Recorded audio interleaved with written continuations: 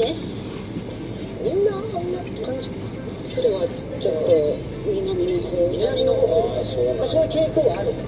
村だから、あれでも村だから。そうか、古い保守的なね。でも自分の王様っていうのは嫌よね。でもあれ冗談なのよ。そう本気でそう思ってやらんて。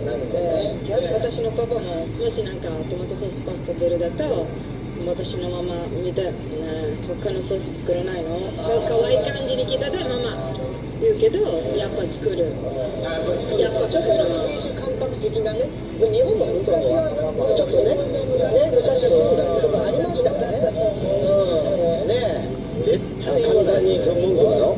そうお前とか言ったら殺されるもんね。それお前一生食うらしい。絶対言われるな。出されたものは食べます。美味しくなくても美味しい言うよな。言う。だってお前紐だもんな。紐じゃねえよ。紐でいい？紐で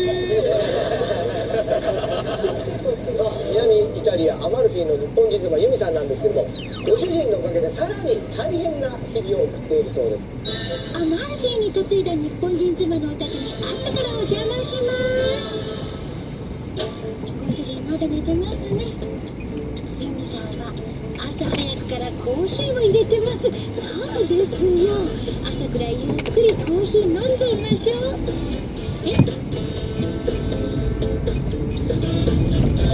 王様とやらが寝ている寝室に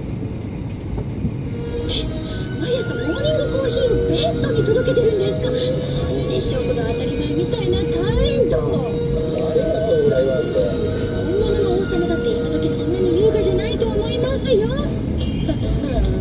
出勤時間まであと5分ですけどね。